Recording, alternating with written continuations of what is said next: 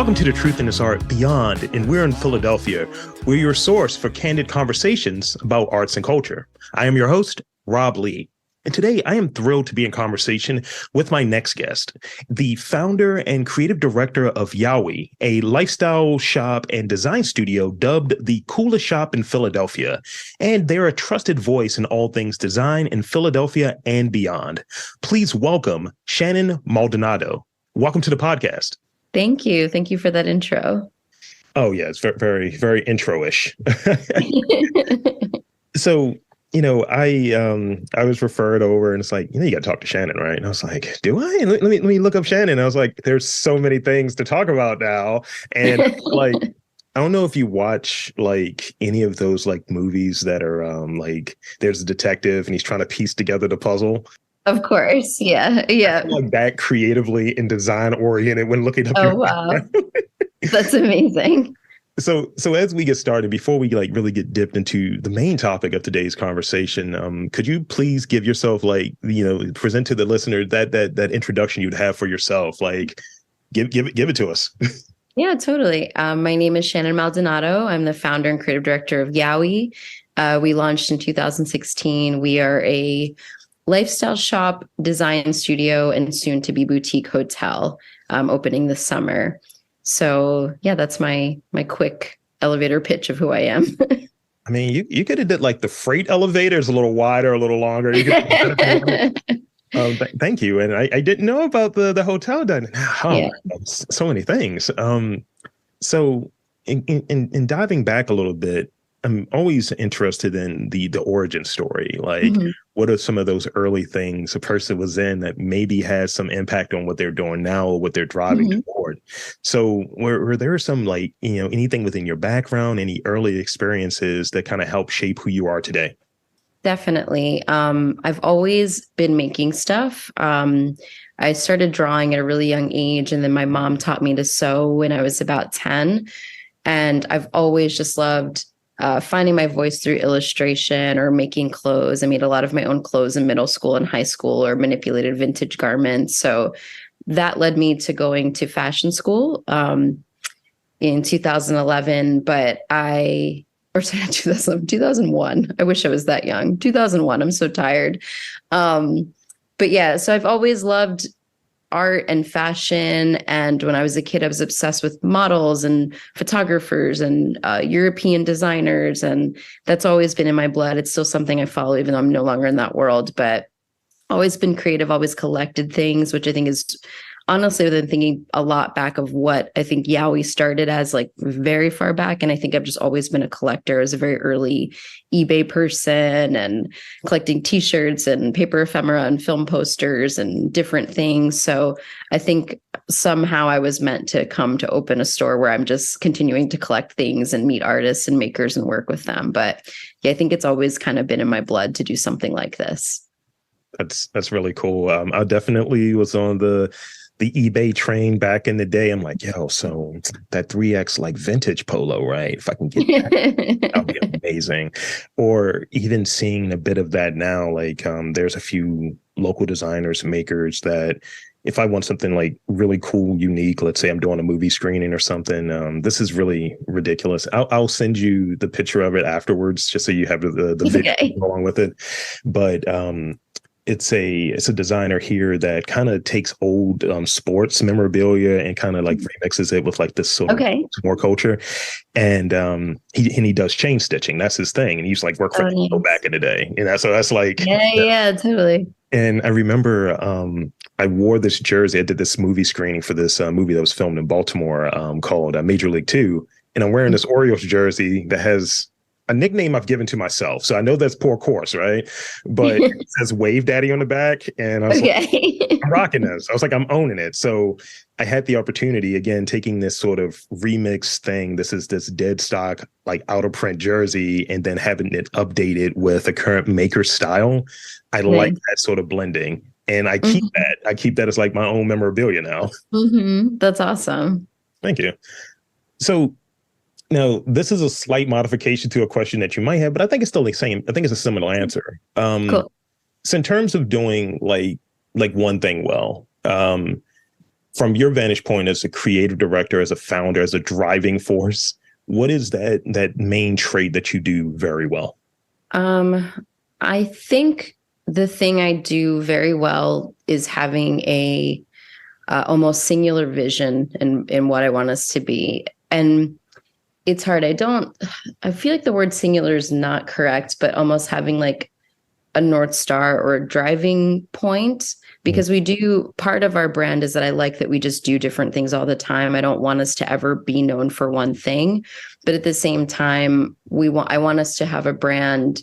I'm going to say us a lot. I don't have a very big team. It's just something I say because I think of the artists and people I work with as a kind of we're all together in this. But yeah, I think I love branching off and doing different projects, but I want us to become a brand that's like you see something, you're like, wow, that's very YOWIE, or that's very us. So I think having a singular focus, being very much true to my vision for the brand, the things I love, whether they all land or not, I think is one of the biggest things that it's strong as I'm good at. And I think that's very hard to do right now in a sea of a very crowded market space, social media, the pressures of entrepreneurship.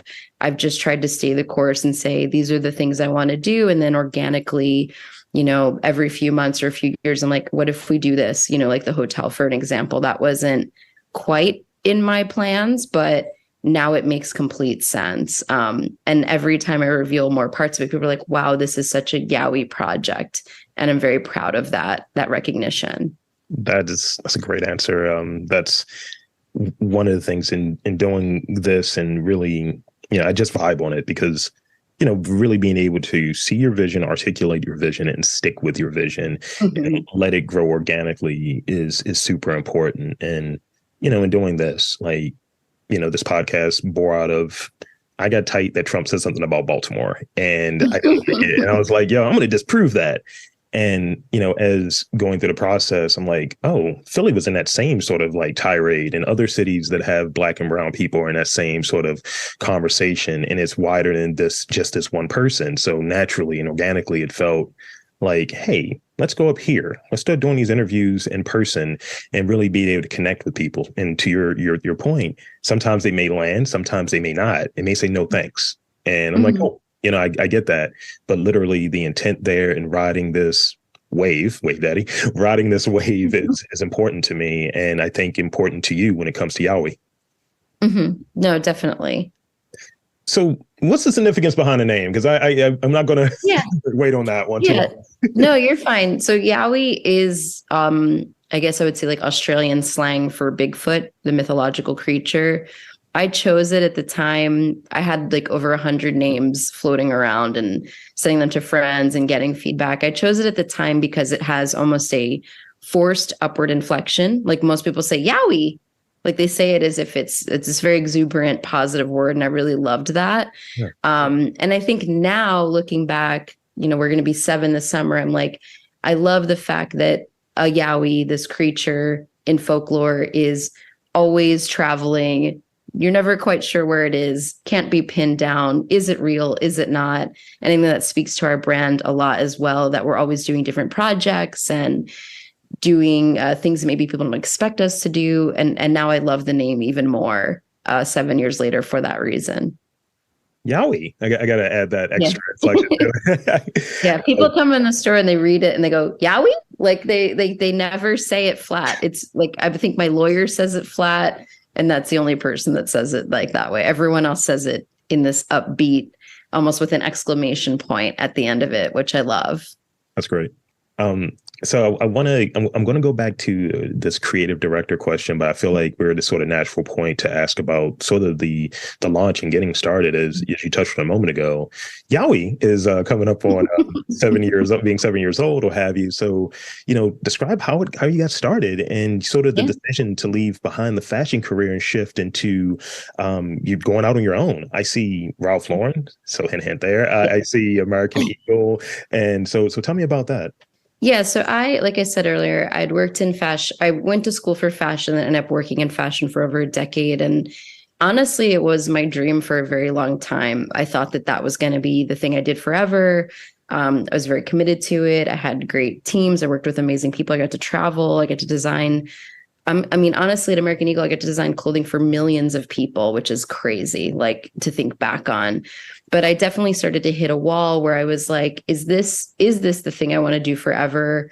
And is there something else I could try to challenge myself? Like at the time, I was like, I'll give it a year or two and see how it goes. So I really just hit a wall, I think both creatively and kind of the path I was on. If you become a creative director, in fashion design, you're more of a manager presence than like I'm someone that I just like to be in the thick of things. I still do almost everything that I just came back from my shop. I was shipping out packages. Like I still do everything with my brand. So I felt like it was a little too hands off for me, possibly. So starting to think of my future is like, could I start this brand, see where it goes and just try it out? So I started it really small online. We had 12 products was the first collection, pulled together like favors from my high school friend, shot all the photos. I wrote all the copy. A friend of a friend did our branding, like anywhere where I could use my network to get it off the ground, I did. And getting artists to work with me without a website or a presence was a big thing at the time. Like just getting the first yes was really hard. And then once I did, I was like, okay, I can do this. And we launched online it's either May 8th or May 9th. I think it's May 8th of 2016. And my first customer was one of my coworkers, Jason, and that was very encouraging. And, you know, at the time it was just sending it to family and friends and asking them to spread it around. And then I ended up quitting my job, which was very unlike me. I'm a very type A planner person, but I wanted to take this bet on myself and go freelance for a couple of years. So I moved back to Philadelphia, got a freelance gig at Urban Outfitters while I figured out the brand and just hit the ground doing pop-ups and trying to build our community, many of which are still with us today. I actually was talking to someone yesterday that was like, I was at your first pop-up and I'm like, that is so crazy that like you're still a regular customer. It's really incredible. And did these really intimate, fun pop-ups. I reached out to a lot of people one-on-one to invite them to come and was very vulnerable about like, I have this cool thing I think I'm creating. I'd love for you to be there. And then got our storefront that we're still in now in 2017. We did a big pop-up at UBIC that was really now Atmos, that was really successful and it encouraged me to get our own store. And we've been there ever since. And like I said, this summer we're opening a hotel. So it really is I tell people all the time, like just start really small because we just started with 12 things. Yeah. And now I have a new storefront that I'm planning that will have, I think, over 200 objects in it by the time we hopefully get everything in there. So you just never know. Wow. I love to hear it. So this is going to be a weird, like sort of like next point to this question, because I would imagine days aren't typical. It may be like, what's a week look like for you versus a day? Yeah. What would a typical week look like for you? So it depends on what we're doing. So outside of YOWIE, I also do consulting work for interiors with like local clients, sometimes out of state clients, but mostly local clients. So I definitely have stuff where I have to check in with them. So that can be a matter of emails. The thing you're going to hear me say a lot is emails. I think people assume I'm like sitting and painting somewhere or something, but I'm mostly communicating through emails and Zoom and calls. So there's a ton of email follow-up with my client work. I would say Mondays are like a day where I check in. We have a weekly with my team. So we go over, right now we're going over like operations, design stuff, budget, all the back end. There's a lot of back end things that I work on outside of the creative, if not more than the creative. So lots of emails, team meetings. I have lots of check-ins with the artists that we work with. So we might say, hey, can you make us 12 mugs? Now I got to follow up 2 months later, say, how are the mugs coming along? Can you send me a photo? What's going on? Any news? So there's a lot of that. I run around a lot. Like I don't have a car. So I'm always on foot or on the bus. And then if I'm running late, I'm in a lift. But so you might see me carrying architectural plans, packages. I have a wagon for my packages, samples. Like I have to go meet with someone this week about like production samples for things. So it's a lot of running around. It's a lot of schlepping, which I secretly love. And then really trying to like over time. So I have one teammate right now, and through the new space, I hope to bring on 2 more people. So really trying to like train my team on product knowledge, work on any projects with them, like research, sourcing. I'm like a sponge for information. So I read news every day about retail, small business, new brands coming out, new people that we should keep an eye on. Most of that is actually off of Instagram because I think people assume it's on Instagram. Most of it's online. Yeah. I go to the library a lot. But I would say most weeks I try to create a structure of I'm going to spend at least 2 to 3 hours just following up on emails, which doesn't even sound like a lot, but it's even more than that. And then I'm going to spend at least 2 hours trying to look into some of the creative stuff that we have open-ended that need to sort through. And right now, because we're under construction, I do site visits. So this morning, for example, I went to the shop, did some packages, walked over to our new space, took some photos of the construction to send to one of our partners, took a measurement of something, got in a lift, and now I'm here. So that's like a typical hour for me. And I'm like I said, I'm such a planner. I'm really organized. My hotel document has like 25 tabs in it. One of the 4 documents I have. So it's really a ton of follow-up, I would say. And I think I don't want to like discourage people, but I also want to be very honest about like so much of my job is follow-up and being responsible for making sure to keep people on calendar and on track. And it is very creative in many ways, but that really is the bigger piece of it. Thank you. I'm hearing things that I'm doing behind the scenes as well. Like definitely having this sort of like data background and all, because I still have the day job. And when you're like, it's a lot that's behind the scenes. Yeah. Definitely this project, I look at it as a creative pursuit, but it's definitely very collaborative. Mm-hmm. So, every now and again, it might be someone's like, oh, my bad, bro, I didn't get the email. I was like, yeah, but I've put this time in and this hour. Yeah, so no, totally. It's kind of one of those things, and you follow up as much as possible, but folks aren't seeing it. They're seeing sort of the sort of presentation, the sort of output is. It's like, oh, you haven't been online, or you haven't put out any episodes, or you put out 5 episodes. Wow, you're so busy. It's like, yeah. And immediately I go into like, how many hours does that 5 episodes represent? Like, is it 3 hours? Is it 5 hours per episode? Mm-hmm. And it's a lot that goes behind the scenes when you're building up something, you're building up a brand and really expanding and really following on your vision. So I read that creative directors should have like excellent communication skills, problem solving, people skills. And in your previous chunk there, it sounds like you have all of them in spades. What would you say of those skills came most naturally to you, and what was the most challenging to develop? And it could be any other one if that comes to mind. I think the biggest challenge for me in the beginning is that my background is exclusively corporate design.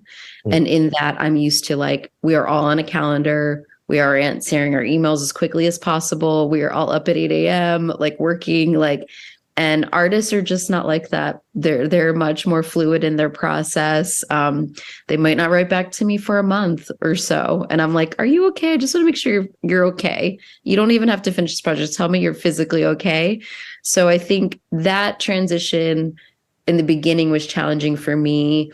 It's a different language. A lot of the stuff I work on, like ceramics, are different than apparel design. So those kind of skills, some of which I took classes to learn more about ceramics. I did a residency. I was like, I want to understand their artwork or their practice and be able to communicate with them clearly to get what I want, because that's what I did in fashion. I went to school for fashion, and then I was able to explain to someone how to make the garment that I wanted them to make. So I think the communication differences was a huge thing for me that was challenging in the very beginning.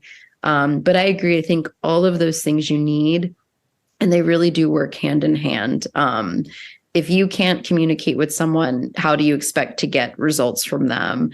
If you have fires to put out and you just walk away from them, then everything burns down. You have to be able to problem solve and think on your feet. And I think people skills is huge. And I meet a lot of students and young people in the shop, and I'm like, the reason I'm so comfortable talking to people is because I was a hostess when I was young, and I had to talk to people that are mad about their reservations or trying to get a last minute thing, or, having these issues. And I have to be the personable first face in the space. So that came from doing that job. And then being comfortable presenting my work came from working in fashion, where I had to present my garments every month or so to a room of 20 to 50 people, depending on the scale of the meeting. So I'm very comfortable public speaking for that reason. But I'm saying that to say, like, I think creative director is a title that a lot of people are excited to have or want right now. It's very sexy, but I only feel comfortable saying that I am one after doing creative roles for over, at this point now, 15 years, and understanding the process and knowing what's needed to actually develop and continue to guide the language of our brand. That was what a creative director is. It's the visual language, it's the spoken language, it's the copy, it's anything you think of that is YOWIE, that's coming through my filter as the creative director. And then now working with these artists, makers, friends, photographers, et cetera, to execute those ideas. That's what a creative director does in a very, simplified way, but that is what we do. Thank you. Appreciate that.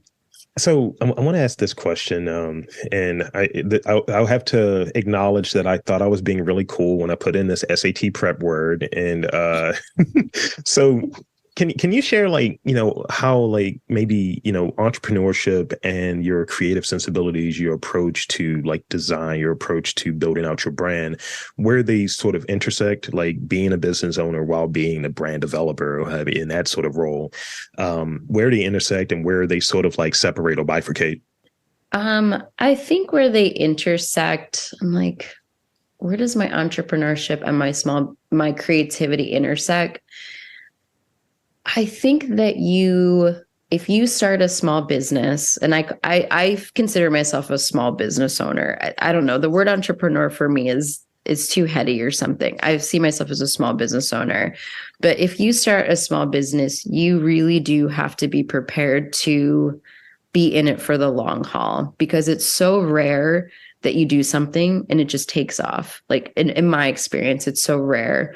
So I think the entrepreneur, small business energy of I have to keep going, being your own cheerleader, this is the thing I'm going to be doing. You kind of need that to then create things and put them on a public platform. You almost need that inner confidence and a little bit of delusion, honestly, to be like, this is something I love and I'm crazy about, and I'm going to put it in front of people. So that's where I think they go hand in hand, is that we've done so many products over the years. There's so many we've done that I'm like, this is so good. I love it. I'm obsessed. And people are like, we don't care. And we sell 2 of them, right, honestly. But I'm still just like, that's fine. I still love it, and you have to be able to take some of that, unfortunately, rejection in a way, or just not getting that validation immediately and keep going and keep doing it over and over and over again until you do have that product that hits and you're just like, oh my God, this is so exciting. This is the one. But there's so many ones that weren't the one, So I think that that's probably the biggest place where it comes together. And then in the same, in a different note where they don't come together, is I would love to just go be freely creative for months and not have to think about my bills or my team or, rent, but I can't do that. That's just not realistic. So I try to carve off days in the week or hours in the week where I'm I'm not going to look at my phone or my computer. I'm just going to go look at art, or I'm going to take a weekend trip to New York, or I was in Miami last week, mostly looking at art and just unwinding, just trying to do that in between all of the back end stuff is really helpful for me, but there's no way for me to abandon it completely. I don't have that luxury to just be freely creative in that way. So I think those are the first 2 things that come to mind. I hope that's a good answer to that question. That's a tricky one. It's not a good answer. It's a great answer. And thank you. I see a fair amount of overlap, and it's almost like this thing where you relate to the people you're talking to. It means you're talking to them for a reason. And yeah, I've tried to get better at doing that and taking that time to be able to unplug and disconnect. And when you're building something and it's yours, it's your baby, you're very hands-on, as you alluded to earlier. And I feel it the same way. And I talk about it because it's the fact I put out 300 podcasts last year. And that's amazing. And when someone's like, how? That's like, because I'm I'm a little delusional. I'm out of my mind. But it's literally the thing that I love doing and I enjoy doing. But the work part of it, the sort of behind the scenes stuff, is like, those are the things that wear on you, at least for me. And it's like, I just need to go somewhere that has good food and art, and I don't have any responsibilities really attached to it. And I think that even, especially being a creative or having a creative sensibility, that you're not going to really turn it off. You're just going to like lower it a little bit, because you can't. Totally. Yeah. Like, what's their at? What's their at sign right there? Where they at? All right. Let me take that note down and hit them up later. I appreciate this style of work, or I'm going to write about this, but something is going to peek through, but you're not actively engaged in it 100%. I think having that sort of detachment from it is important on occasion. No, totally. And I think sometimes when I'm the most stuck on my projects, like I have definitely moments where I don't think creativity is this endless well. I think you do have to keep working at it sometimes, and I'll just take a break. I'm like, I'm not going to look at this for 2 days or a week, if I have the time to take a week off from something, and then I come back to it and it feels new again, and I have new ideas to give to it. So I do think sometimes you have to just take a step back or step away. 100%. So I have 3 more real questions, and here's the first one. So I read that you describe yourself as a person who just loves creating things, and you did that a little bit earlier. So I'm curious, what stimulates your creativity? Like, is there certain music, colors, environment, activities that you're like, yeah, this is absolutely an environment to create? Maybe it's being around construction. I don't know. Yeah, I don't have an ideal environment to create, I would say, because it all depends on my mood. There's days that I'm sitting at a coffee shop and I'm getting so much done. There's days that I'm at home and I'm getting so much done. There's days I'm at home, I get nothing done. I am looking forward to, in our new space, I finally have my own office. I've never had an office in my entire career. So that will be a nice little reprieve for me to get away from the shop if I need to, or take a client meeting. But I kind of move around. Like, sometimes I sit at the library and work, or just sit there and do research. The library is a big source of information for me, or inspiration for me. Books are, I do love music. I mostly listen to really random music, and I'm not going to share any of it because it's too random and corny. But yeah, music is a huge one for me.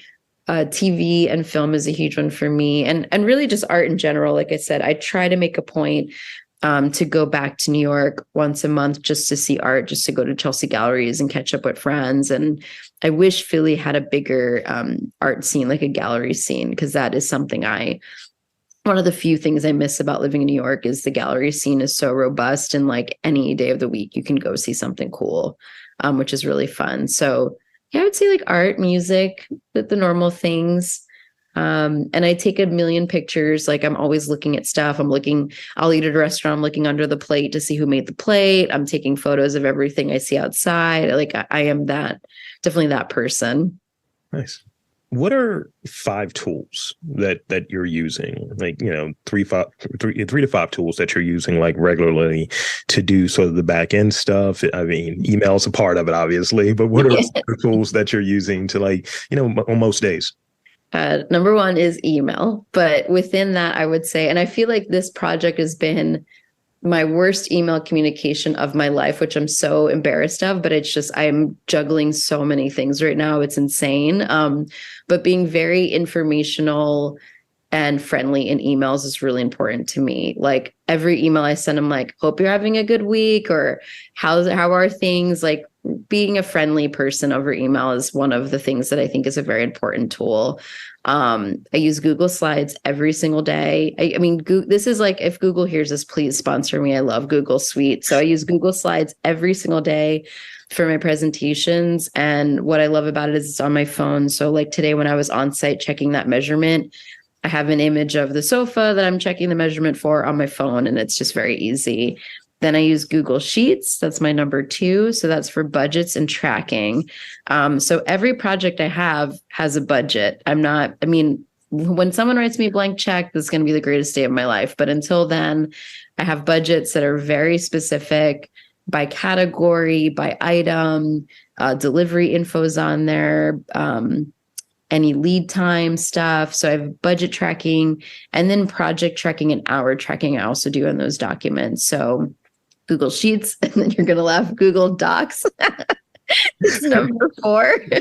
So I use Google Docs for notes. So every project I work on, and this is like a tool I've been sharing with friends, it's the name of the project, and then I say Scratchpad. And any ideas I have on the fly, I drop into that document. It's very hard to search handwritten notes like in real time. So this is one of my best tools I've developed for myself, where I'm like, what was that idea I had about the framing? I can put framing into this doc and it'll show me that note that I made 3 months ago, 5 months ago, and then it comes back to me. So Google Docs for Scratchpad note taking. I also still do manual notes, but that's like my holy grail is my Google Docs Scratchpad. And then the last one is Asana, which I also use every day for task management. So every project has its own board. Within that, I break it out by task. And I think that like one of the biggest things I can tell people is do not put these really big singular, tasks on your board. You're never going to get them done. So like I'm sourcing furniture always for my project. So I might say, if I write source furniture, that's going to take months. But if I write source sofas for suites 1, 2, and 3, I can bite that off and just source sofas for a few hours online or in person. So I think just breaking everything out almost to a ridiculous point I do, but it actually helps me get stuff done. So Asana is another person who I would love to be an ambassador for. I love Asana. I have stock in Asana. That's how much I love it. I use all of those, including maybe Calendly, Zoom, and Riverside regularly, but Google Suite all day. Let me look on my phone. I'm like, is there anything else I use every day? It's funny. Like, I feel like most people would say Instagram, but I don't use Instagram as much as people might assume. And for my personal well-being, I use Twitter every day to laugh because Twitter is the funniest place on the internet still to this day. So I look at Twitter every day. That's great. Yeah. So here's the last real question, and it's probably the most abstract of them all. Mm-hmm. Why do you do what you do? Oh my God. Very abstract, I know. I'll say a few things. It really does make me happy. I know that sounds corny, but like I wake up every day with a sense of purpose. I love what I do. I love the people I work with. I love the artists I work with.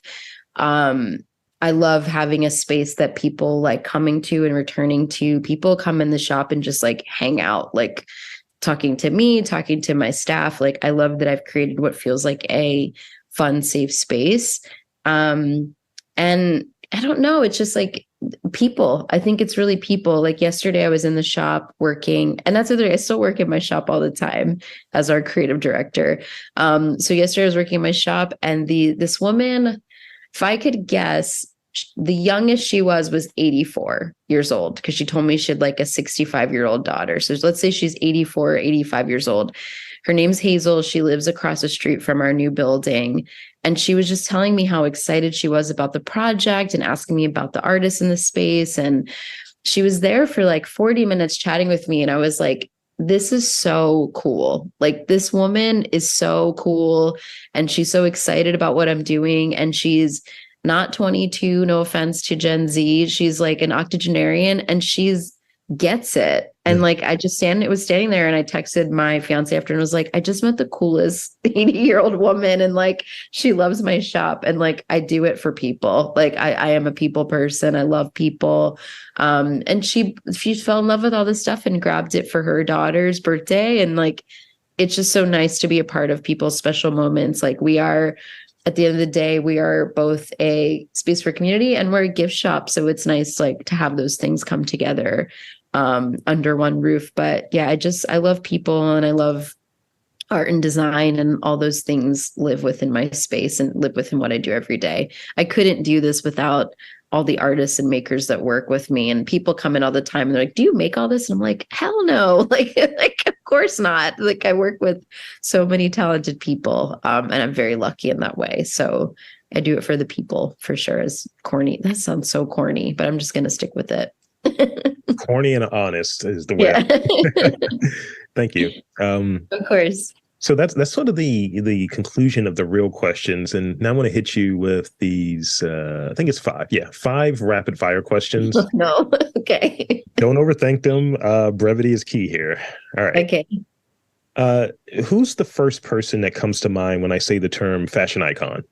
Fashion icon. Oh, that's so hard. I'm blanking. I'm totally blanking. I'm just gonna say Andre Leontali because it's the first name that came to mind, or my mom. I'd say Andre or my mom for sure. Nice. Yeah. What was the last movie you watched? The last movie I watched was, oh my God. What did we watch on Criterion? It's called The Fall Guy. It's a Japanese movie from the 80s. Nice. Yeah.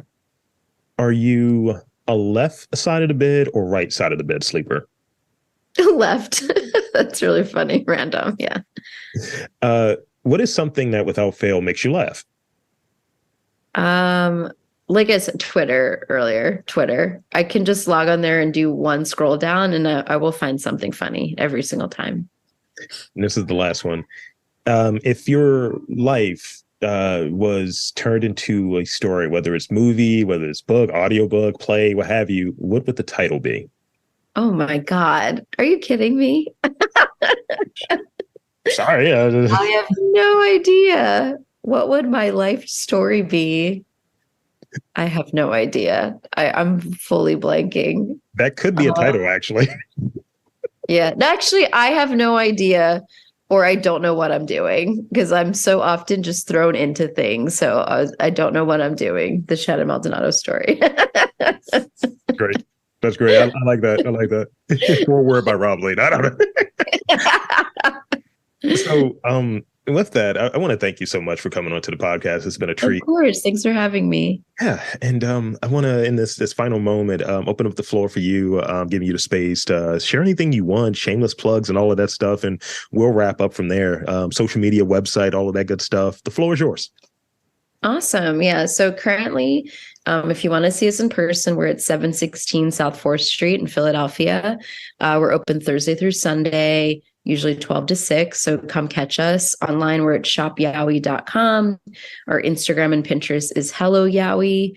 And like I mentioned at the beginning of this, we are opening a hotel. So it has always been a dream of mine to be a part of a hotel. When I started YOWIE, I hoped that the Ace would find me and scoop me up. And now I have a YOWIE hotel opening, which is really crazy, honestly, and a lifelong dream. So these lovely people that I met through my shop who were clients on previous projects are now my business partners. And we all together bought a building on South Street, which is a street I've been going to since I was a kid. And I am so proud of the space that we're creating, joining the board of South Street Head House District to continue to be a bigger stakeholder in the neighborhood. And yeah, without sounding too crazy, it is going to be amazing. I just know it's going to be amazing and it's going to be a game changer. And I'm very proud to join the hospitality space. There's not many Black people owning hotels in the country, and I'm very proud to be one of them. So I cannot wait to open our doors this summer and hopefully see all of you there. We have a 13-room hotel. My store is doubling in size. And then we have a cafe we're opening with one of my favorite local coffee shops, Reanimator, called WIM. So please come to the YOWIE mixed use space. Hopefully this June or July. We will see you there. And there you have it, folks. I want to again thank Shannon Maldonado from YOWIE for coming on to the podcast. And I'm Rob Lee, saying that there's art and culture in and around your neck of the woods. You just got to look for it.